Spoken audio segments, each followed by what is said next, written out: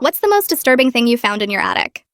My mother started going up to our attic every night at exactly 11:47 p.m., and when I asked about it, she pretended she didn't know what I was talking about. She'd wait until she thought everyone was asleep. Then I'd hear the attic ladder slowly extending, her careful footsteps on the creaky rungs, then silence for exactly 1 hour before she'd come back down. At first I thought maybe she was hiding Christmas presents or working on some surprise project. But this was July, and the way she moved was too careful, too quiet, like she was visiting something that couldn't be disturbed. I started timing her. Every single night, 11:47 p.m., never 11:46 or 11:48. She'd stand at the bottom of the ladder for a full minute before climbing, like she was gathering courage. When she came down, her eyes were always red, her hands shaking. "Mom, why do you go to the attic every night?" I asked one morning. She dropped her coffee mug, shattering it on the kitchen floor. "I don't." "You must be dreaming." But there was dust in her hair, that specific attic dust that smells like old insulation and forgotten years. I tried following her once, but she must have heard me because she came back down immediately, walked straight to my room, and stood in my doorway. Some things are private, Arnie. Even from family. Especially from family. The next day, she installed a padlock on the attic door. I became obsessed with knowing what was up there. When she was at work, I tried picking the lock, tried removing the door hinges, even tried accessing the attic through the roof. Nothing worked. She'd reinforced everything. But I noticed other things. She'd started buying children's clothes at Goodwill, small sizes, like for a 7 or 8-year-old. She'd wash them carefully, fold them perfectly, then they'd disappear. She was buying specific foods too. Juice boxes, string cheese, goldfish crackers, kid foods. They'd vanish from the pantry within hours. One night I stayed awake, phone recording through a crack in my door. At 11:47 she went up. But this time I heard something different. Voices. Soft conversation. My mother talking to someone in the gentlest voice I'd ever heard her use. "I know you're scared," she was saying, "but you're safe here. No one will find you." A child's voice responded, but I couldn't make out the words. My blood went cold. She was keeping a child in our attic. I called my dad, who'd moved out 2 years ago. "Dad, I think Mom has someone in the attic." Long pause. "Arnie, leave it alone." "You know about this?" "It's complicated. Your mother, she's protecting someone who can't protect themselves.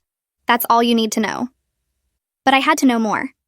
I searched Mom's room while she was at her book club, found a folder hidden behind other files labeled insurance docs. Inside were newspaper clippings from 3 years ago. Local boy, 8, missing after house fire. Parents die in blaze, child's body never found. Investigators suspect arson and deadly fire. The boy's name was Tommy Fowler. The photos showed a small kid with a gap-toothed smile. His parents had been killed when their house was deliberately set on fire.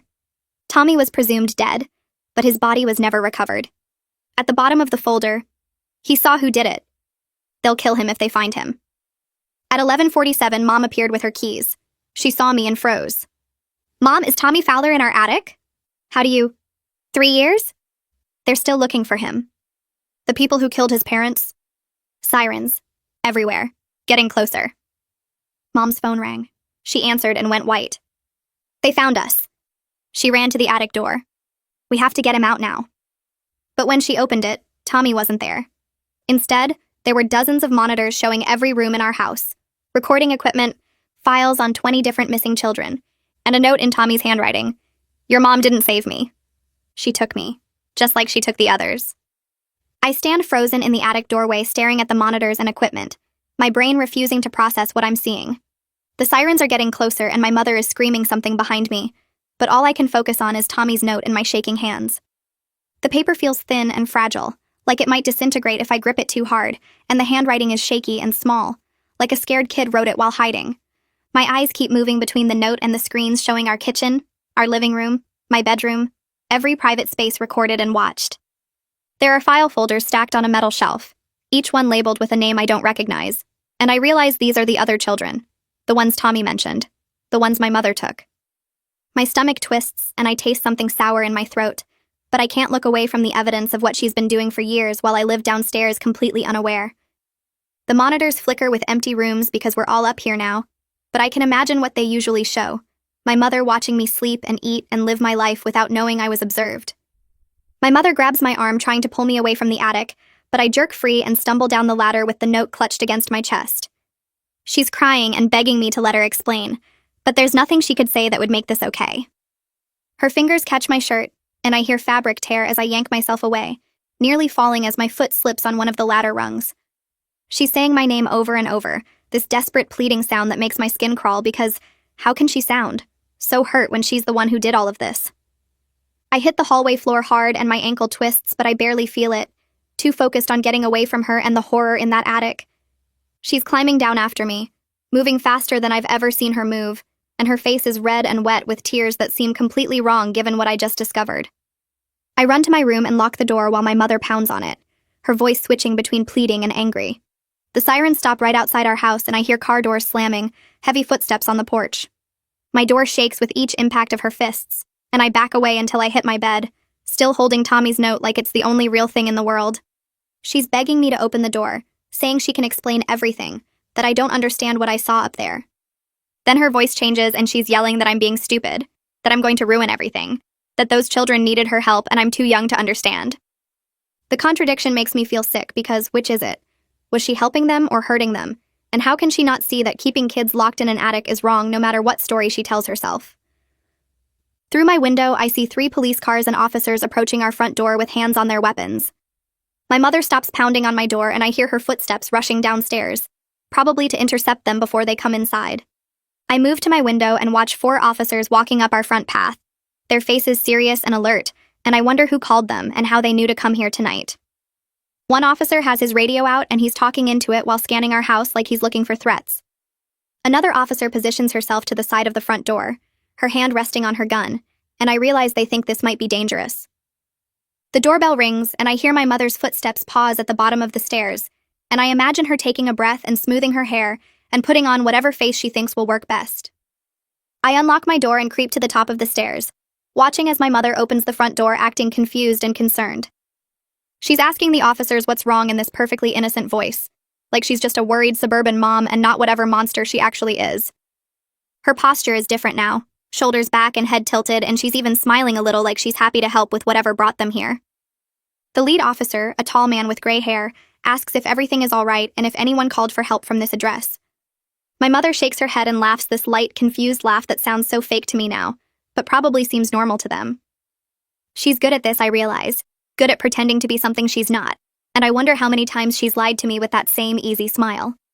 One of the officers asks if they can come inside, and my mother hesitates for just a second before stepping back to let them in. I can see her calculating, trying to figure out what they know and what story she needs to tell. Her eyes flick up toward the stairs where I'm hiding, and I pull back slightly, not ready to reveal myself yet. The officers file into our entryway, their boots heavy on our hardwood floor, and they're looking around at our normal, boring house that hides such terrible secrets. My mother is talking about how quiet the evening has been, how she can't imagine why anyone would call the police, and her voice is so calm and reasonable that I almost doubt what I saw upstairs. But I can still feel Tommy's note in my hand, the paper now damp from my sweaty palm, and I know what's real. I walk down the stairs and all the officers look up at me, and one of them asks if I'm Arnie. My mother's face goes white when I nod, and I realize she knows I'm about to destroy everything she's built. The color drains from her cheeks, and her mouth opens slightly, and for a second she looks terrified instead of in control. Her eyes are locked on mine, and I can see her trying to send me some kind of message, maybe warning me or begging me, but I look away because I can't stand to see her face anymore. The female officer steps forward and asks if I'm okay, if anyone has hurt me, and her voice is gentle in a way that makes my eyes sting with tears I won't let fall. I hold up Tommy's note and tell the officers they need to see the attic right now. My mother starts talking fast about how I'm confused and upset, how I don't understand what I saw, but her voice sounds desperate and wrong.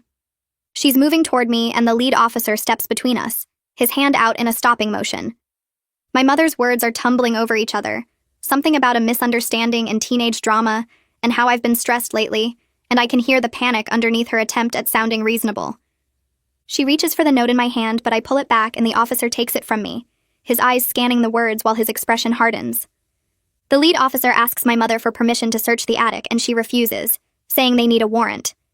He looks at me and asks if I live here too, and when I say yes, he asks if I give permission to search my home. My mother's face twists into something ugly, and she starts yelling about how I'm a minor and can't give legal consent, how they're violating her rights. but the officer is already radioing for backup and asking another officer to keep my mother in the living room while they go upstairs.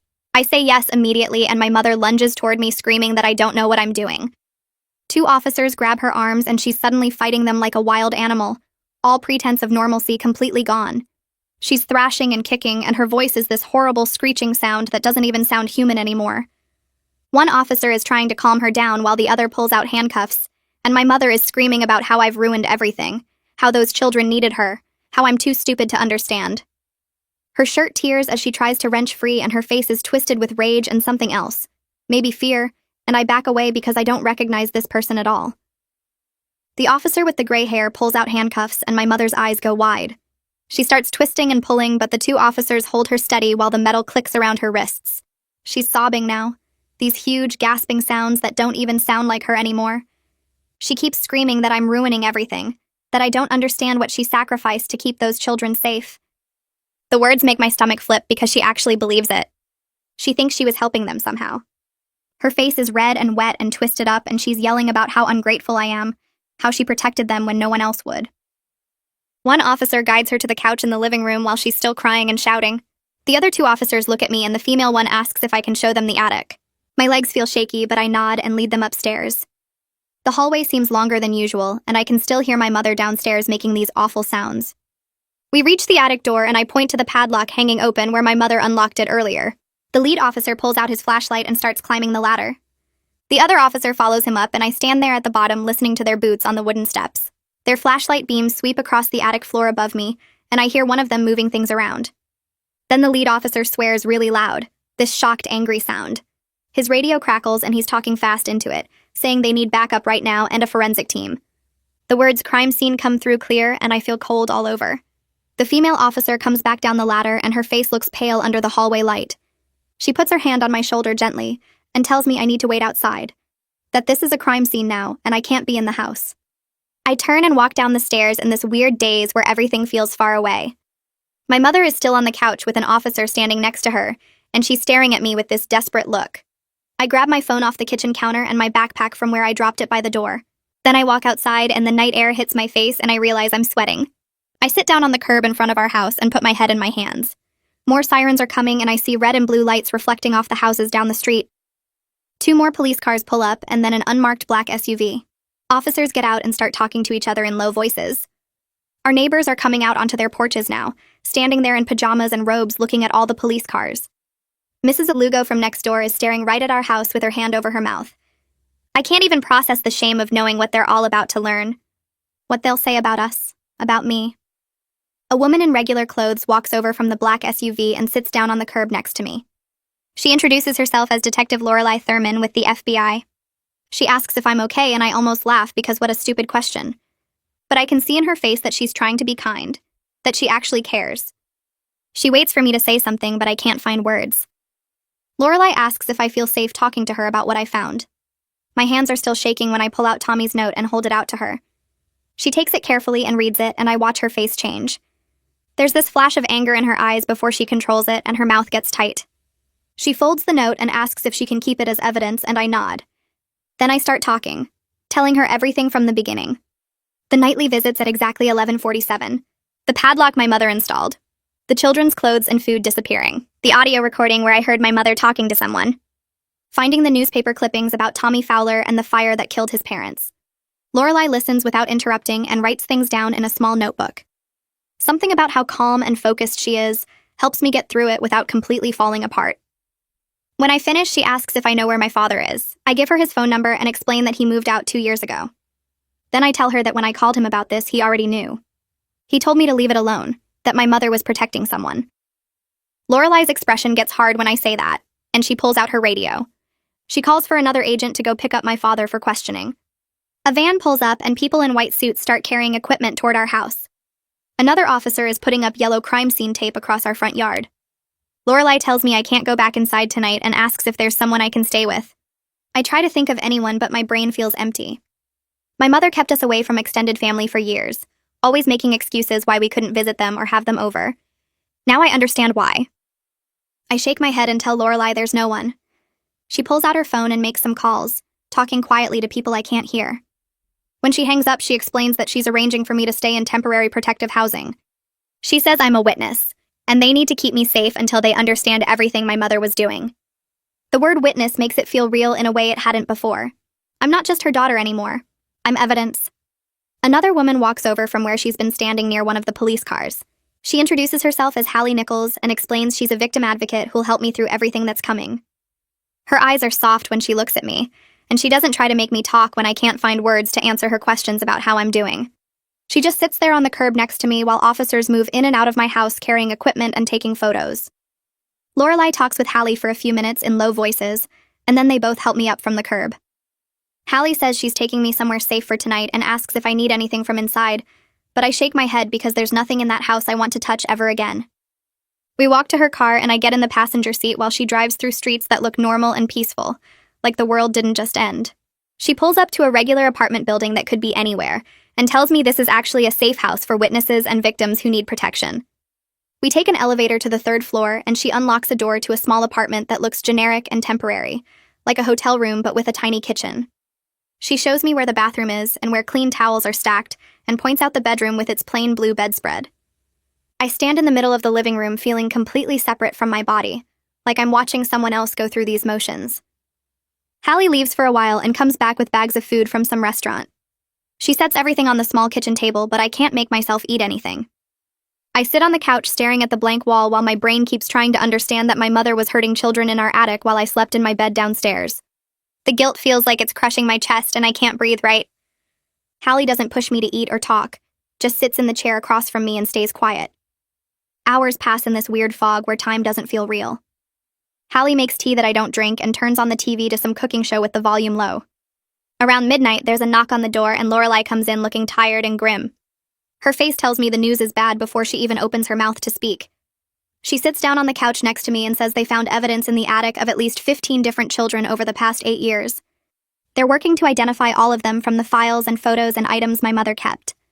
My hands start shaking and I press them between my knees to make them stop. Lorelai asks gentle questions about whether I ever heard anything strange at night or noticed people coming to the house at weird times. I start thinking back through the years and realize there were so many signs I missed. Times my mother suddenly insisted I go stay with friends for the weekend. Times she sent me to my dad's house, even when it wasn't his scheduled time. Weekends she told me to sleep over at other people's houses because she needed alone time. I was so stupid and blind, and those children were suffering while I was just living my normal life. I start crying and saying I should have known. I should have figured it out. How could I not notice what was happening in my own house? Lorelai stops me and says my mother was sophisticated and careful, that she deliberately manipulated me to keep me from discovering the truth. She explains that predators are experts at hiding in plain sight, and they're especially good at fooling their own families because we trust them and don't want to believe they're capable of evil. She says I was a victim too, that my mother used me as cover and made sure I never had reason to suspect. But it doesn't make the guilt go away because I still lived there and ate meals with her and talked about normal things while children were trapped upstairs. Lorelai's phone buzzes and she looks at it and then back at me.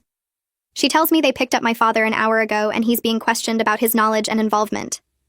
The thought that both my parents were part of this makes my stomach turn, and I run to the bathroom and throw up until there's nothing left but dry heaving. I kneel on the cold tile floor with my head against the toilet and wonder how my entire family could be this broken without me ever seeing it. Hallie comes in and helps me up and gets me a wet washcloth for my face. She guides me to the bedroom and I lie down on top of the covers fully clothed. She tells me she'll be right outside if I need anything, and then closes the door most of the way, but leaves it cracked with light coming through.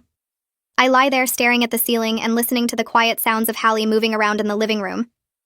Every time I close my eyes, I see those monitors showing every room of our house and Tommy's note saying my mother took him. I wonder how many children suffered while I was downstairs doing homework or watching TV or sleeping. I wonder which weekends I was sent away, so she could do things I can't even let myself imagine. The guilt is so heavy I can barely breathe, and I keep thinking about all the times I complained about being sent to stay with friends or having to go to my dad's. All the times I was annoyed at my mother for making me leave, when maybe if I'd stayed, I could have heard something or seen something that would have made me call the police sooner. I hear Hallie's phone ring softly in the other room, and her quiet voice talking to someone. The apartment is so silent otherwise that every small sound feels loud. A car drives by outside and headlights sweep across the ceiling. I pull the blanket over me even though I'm not cold and curl up on my side. Morning light comes through the thin curtains and I realize I never actually slept. Hallie is already awake in the living room and I can smell coffee. I get up and use the bathroom and wash my face with cold water that doesn't make me feel any more real. When I come out, Lorelai is there again with another woman she introduces as Giovanna Thurman. She explains that Giovanna is her wife and a forensic psychologist who works with child exploitation cases. Giovanna's presence feels different from Lorelai's intensity, calmer somehow, and when she looks at me, her eyes are kind, but also sharp, like she sees more than I'm saying. They both sit down and I take the chair across from them while Hallie brings me orange juice I don't want. Lorelai explains that my father admitted to knowing my mother was keeping Tommy in the attic, but he claimed he believed her story about witness protection. He told them he trusted her judgment and didn't ask questions because he didn't want to know details that might make him legally responsible if anything went wrong. Giovanna watches my face while Lorelai talks, and I can tell she's analyzing my reactions and processing what they mean. My father knew, and he left me in that house anyway. He knew children were being kept upstairs, and he just walked away and pretended everything was fine as long as he didn't have to see it himself. Giovanna shifts forward in her chair, and her hands fold together in that careful way therapists have when they're about to say something I won't want to hear. She tells me my father will probably face charges for not reporting what he knew, and maybe even being an accessory depending on what else they find out during the investigation. Her eyes stay fixed on my face while she talks, and I can tell she's watching every tiny reaction I have, measuring how I'm handling the fact that both my parents betrayed me in different ways. I stare at the wall behind her head because looking at her feels like too much right now. My father knew children were suffering, and he just pretended everything was fine as long as he didn't have to see it himself, and somehow that feels worse than my mother's active cruelty, because at least she was honest about being a monster. Requested Reds is on Spotify now. Check out link in the description or comments. Lorelai leans back against the couch cushions and says they're actively searching for Tommy right now and working to identify all the other children from the files and equipment they found in the attic. Some of the missing children cases go back almost 10 years, from before we even lived in that house, which means my mother was doing this long before I was born. The room feels smaller suddenly, like the walls are pressing in, and I realize my mother built her entire life around hurting children, that being my mom was just the cover story for her real purpose. I ask if Tommy is actually alive, and my voice comes out quieter than I meant it to. Lorelai says they don't know for sure yet because his note suggests he got away, but they haven't found him anywhere.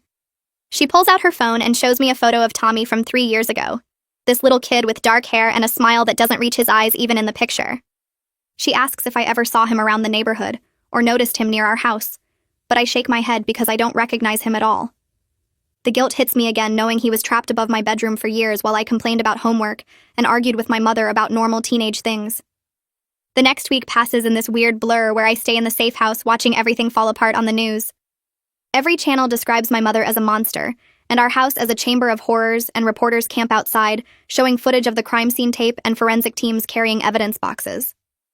Hallie keeps trying to get me to stop watching, but I can't look away because I need to understand how big this is. How many lives my mother destroyed while I was downstairs eating cereal and doing homework like everything was normal. The news shows photos of missing children, and I recognize some of the faces from the files in the attic, and each one makes me feel sicker because these were real kids with families who loved them. I sleep maybe 2 hours a night, and when I do, I dream about the monitors showing every room of our house, about my mother watching me while I slept and ate, and lived my life completely unaware. Hallie brings me food, but I barely eat, and she doesn't push. Just sits with me while I stare at the TV or the wall or nothing at all. Lorelai visits every few days with updates, and each one is somehow worse than the last.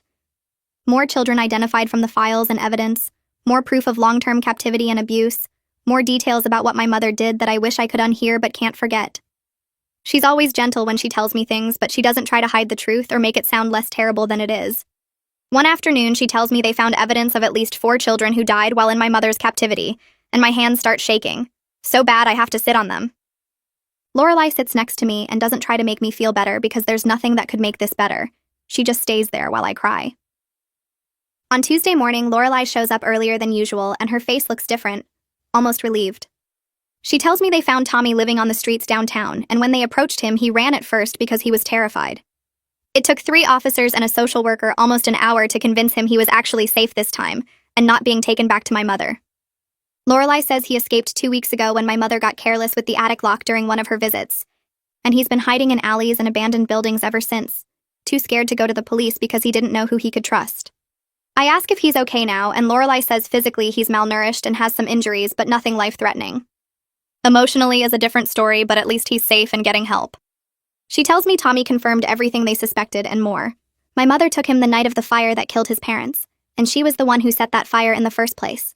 His parents had discovered her following Tommy home from the school multiple times and confronted her, threatened to call the police if she didn't stay away from their son.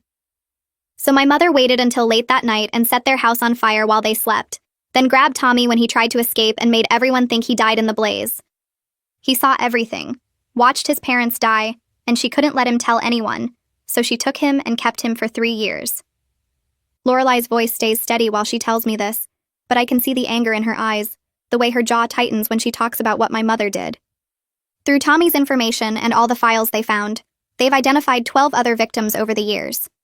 Some were released when they got too old and my mother got bored with them. Some died in captivity. Some are still missing and might never be found. Each name Lorelai reads feels like another weight pressing down on my chest, another life destroyed by the woman who raised me. Giovanna starts coming to see me every other day for what she calls therapy sessions, but feel more like someone trying to teach me how to breathe again. She helps me understand that my mother's crimes aren't my fault, even though I lived in that house. That the manipulation and lies damaged me too, even if the abuse wasn't aimed at me directly. She explains that I'm a victim of my mother's deception, that children aren't responsible for recognizing when their parents are monsters. We talk about guilt and shame and how to separate my identity from what my mother did, but it all feels impossible because how do I explain to anyone that I didn't know, that I never suspected when the evidence was literally above my head? Giovanna is patient and doesn't rush me to feel better or move on, just sits with me in the mess of it all and helps me find words for things I didn't know how to name. One afternoon, a man in a suit shows up with Lorelai and introduces himself as Remy, the prosecutor handling my mother's case. He has kind eyes but a serious voice when he explains that I'll need to testify about what I discovered and what I knew before that night. He promises to prepare me completely and protect me as much as possible during the legal process, but I can tell from his face that it's going to be hard. Remy asks me detailed questions about my mother's routines and behaviors, about when I first noticed the attic visits and what made me suspicious. I answer everything as honestly as I can, even though talking about it makes me want to throw up again. He takes notes and nods and tells me I'm being very brave, but I don't feel brave at all, just broken and guilty and completely lost. The prosecutor's office calls me in 3 weeks after Tommy's rescue to go over the formal charges against my mother. Remy meets me in a small conference room with Hallie beside me for support, and he spreads out documents across the table showing counts I can barely process. Kidnapping, child abuse, unlawful imprisonment, murder in the second degree for 2 children who died while she held them. He explains each charge in detail, but I just stare at the papers, at my mother's name typed over and over in legal language that makes everything feel distant and unreal. He tells me the state is seeking life in prison without parole, that with the evidence they have, there's no possibility of a lighter sentence. I wait for something to hit me, some feeling of sadness or relief or anger, but there's just this hollow space where emotions should be. Remy asks if I have questions, and I shake my head, and Hallie squeezes my hand while I sign papers confirming I understand the charges and will cooperate with the prosecution. 2 days later, Hallie asks if I want to visit my father in jail, says he's been requesting to see me since his arrest. I refuse immediately, not even needing to think about it, because I can't face him right now or listen to whatever excuses he has for enabling this horror. Hallie nods like she expected that answer and tells me I can decide later if I want contact, that there's no rush to make that decision, and I shouldn't feel guilty either way. She explains that my father is cooperating with investigators and providing information about my mother's methods, but that doesn't change what he did or didn't do. I ask if he'll go to prison too, and she says probably, that the prosecutor is building a case for accessory charges and failure to report.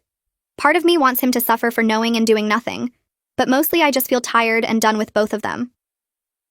Hallie connects me with Isabella Fry the following week, a therapist who works specifically with family trauma and betrayal cases. Isabella's office is quiet and comfortable with soft lighting and tissues on every surface, and she starts by asking me to tell her whatever I feel ready to share. I talk about the attic visits and finding Tommy's note and discovering those files, and she listens without interrupting or looking shocked.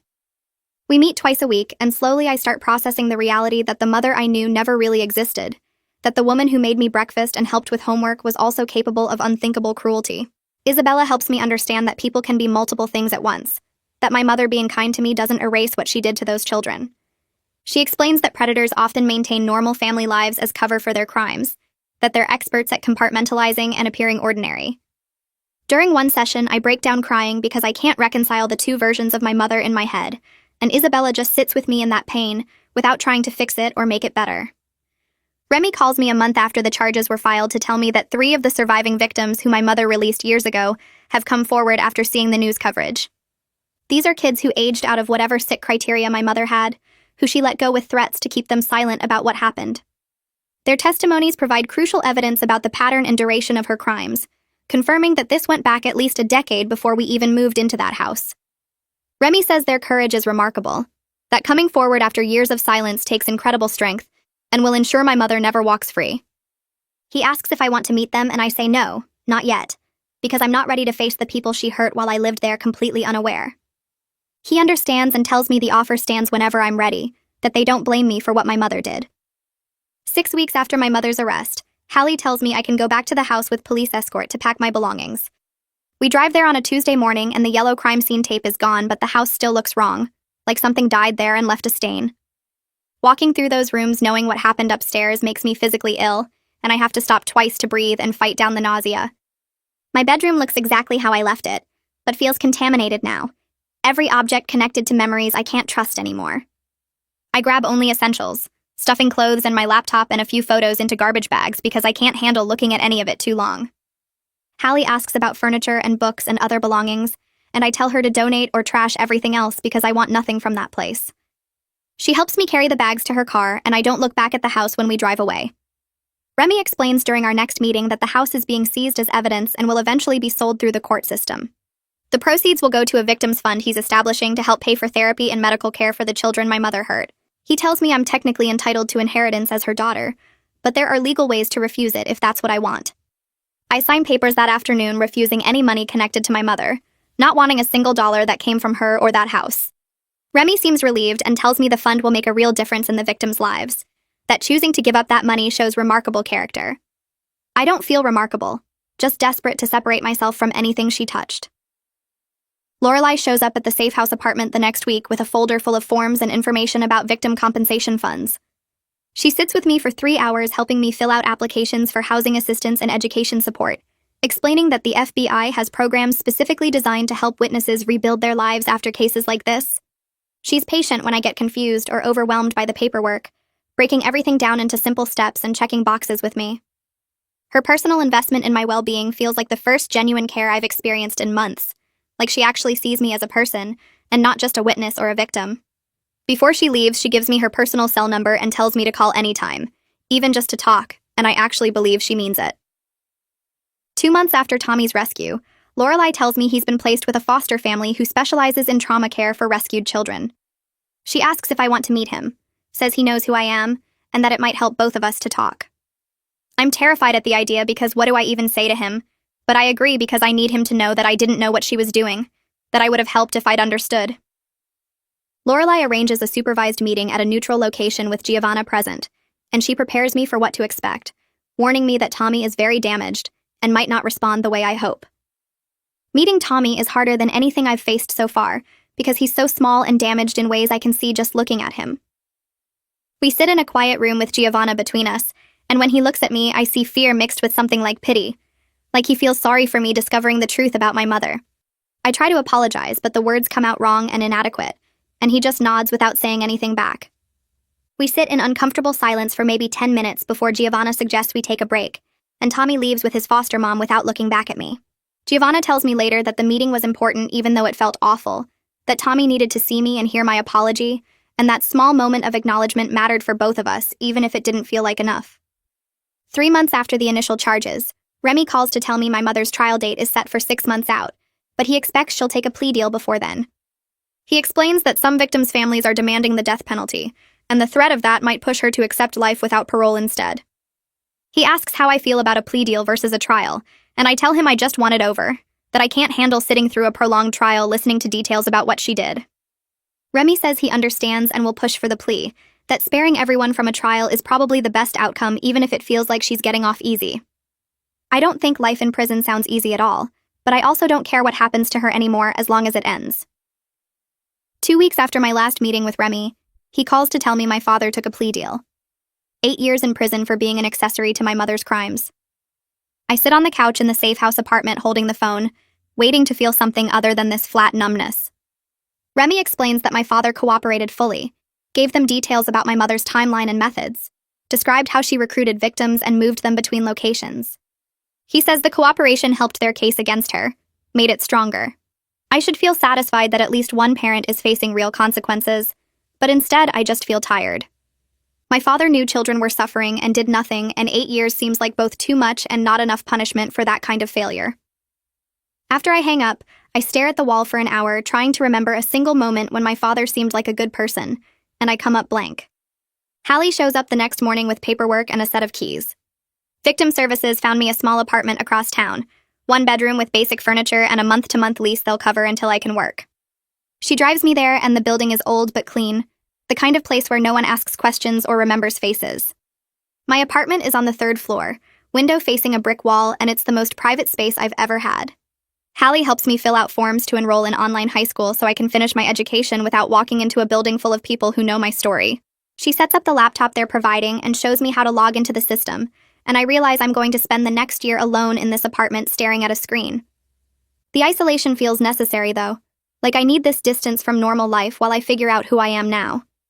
After Hallie leaves, I sit in the empty living room, and the silence is so complete I can hear my own heartbeat. This is my life now, and I have no idea how to live it. 3 weeks later, Remy calls again. My mother accepted a plea deal to avoid trial. Life in prison without parole plus 200 years on multiple counts of kidnapping, child abuse, unlawful imprisonment, and murder. The sentencing hearing is scheduled for next month, and he asks if I want to read a victim impact statement. My hand starts shaking before he finishes the question, because standing in a courtroom and speaking about what she did means making it real in a way I've been avoiding. But I say yes anyway because the victims deserve to hear that someone in my family acknowledges the harm, even if I can't undo any of it. Remy sends me guidelines for the statement, and I spend days staring at the blank document trying to find words that capture this specific kind of betrayal. How do you explain discovering your mother is a monster? How do you talk about the guilt of sleeping peacefully while children suffered above you? The morning of the sentencing, I put on the only nice clothes I own, and Hallie drives me to the courthouse.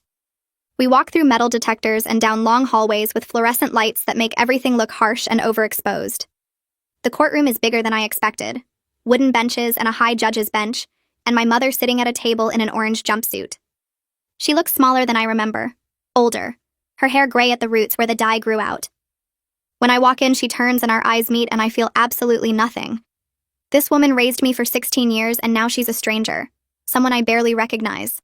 I sit in the front row with Hallie while the judge reviews the charges and my mother's guilty plea, and the whole proceeding feels surreal and distant, like I'm watching it happen to someone else.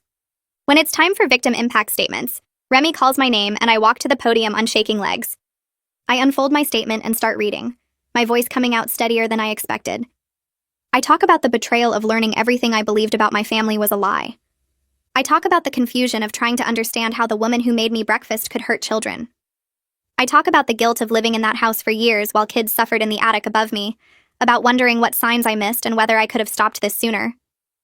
My mother starts crying halfway through my statement, tears running down her face, but I keep reading without pausing. I have no tears left for her. Used them all up during the first weeks after everything fell apart. When I finish, I fold the paper and walk back to my seat without looking at her again. The judge sentences her, and it's over in minutes. This woman's entire life reduced to legal terminology and years that add up to forever. After the sentencing, Remy takes me to a private room where the surviving victims and their families are gathering. There are maybe 15 people total, some adults who were taken as children years ago, some parents of kids who didn't survive, some foster parents of children still recovering. We sit in a circle and take turns sharing our anger and pain and confusion, and being with people who understand this specific horror makes me feel less alone. A woman whose daughter died in my mother's captivity thanks me for coming forward even though it meant exposing my own family. Her gratitude feels wrong because I didn't do anything heroic, just stumbled onto the truth and made the only choice I could live with. But I accept it because refusing would hurt her more, and these people have been hurt enough already. We sit together for 2 hours, and by the end I feel connected to them in a way I'll never feel connected to anyone else. We're all rebuilding from the same wreckage, all carrying pieces of what my mother destroyed. Tommy's foster parents approach me as everyone's leaving. They're a quiet couple in their 50s who've been doing trauma foster care for years, and they tell me Tommy is doing better than expected. He's in therapy 3 times a week and starting to trust again, slowly opening up about what happened. They thank me for being brave enough to expose the truth, for choosing to help even when it cost me everything. Their words make my throat tight because I don't feel brave, just broken in different ways than Tommy. But I tell them I'm glad he's safe now, that he's getting the help he needs, and I mean it. When they leave, I sit alone in the empty room for a while, trying to process that this chapter is finally closed. My mother will die in prison, and my father will spend 8 years there, and Tommy is safe with people who actually care about him. It should feel like resolution, but instead it just feels like the end of one nightmare and the beginning of a different kind of struggle. Isabella and I work through my grief over the next months in her small office with the comfortable chairs and box of tissues I use every session. She helps me understand that I'm mourning a mother who's still alive but dead to me, grieving for the parent I thought I had who never actually existed. The woman who raised me was always capable of those crimes. I just didn't see it because she wore a different mask at home. Isabella says I can't change what happened, but I can choose how I move forward from here, that healing is possible even if it takes years. Some days I believe her and some days I don't, but I keep showing up to sessions because what else am I going to do? The work is slow and painful, peeling back layers of denial and facing truths I'd rather ignore. But after 6 months, I notice small changes. Moments where the guilt doesn't crush me quite as hard. Days where I can think about the future without feeling hopeless. It's not healing exactly, but it's the beginning of something that might eventually become healing if I keep at it long enough. 6 months after the sentencing, I'm doing better than anyone expected, including me. I'm still in therapy twice a week and still having nightmares most nights, but I'm also making real progress toward my GED and thinking about college applications. Lorelei checks in every couple weeks by phone or text, asking how I'm doing and offering help with anything I need. She's become something like a mentor, proof that trustworthy adults actually exist even though my parents weren't among them. She sends me information about criminal justice programs and victim advocacy organizations, suggesting paths I might take if I want to turn this experience into something useful. I'm not ready to make those decisions yet, but having options feels important, like my future isn't completely destroyed by my past. Some days are still terrible, hours where I can't stop thinking about the children who died because I didn't figure things out sooner. But other days are almost okay, and that's more than I had 6 months ago. I start volunteering with an organization that supports families of crime victims, using my experience to help other people process the impossible situation of loving someone who did terrible things. There's a support group for family members of perpetrators, and I sit in on meetings, sharing my story when it feels right and listening when it doesn't. Other people talk about their brothers who killed someone drunk driving, their fathers who embezzled money, their children who committed assault, and I recognize the same shame and confusion I carry. Helping them work through their feelings gives my suffering some kind of meaning, like maybe I can take this horror and transform it into something that helps others survive their own nightmares. It's not redemption, because I didn't do anything that needs redeeming, but it's purpose, and purpose is enough to keep me moving forward most days. Tommy and I develop a careful friendship through supervised meetings at his therapist's office once a month. We'll never be close because the connection between us is too painful and complicated, but there's understanding that no one else can provide. We're both rebuilding our lives from the wreckage my mother created, both learning to trust again after having that trust destroyed.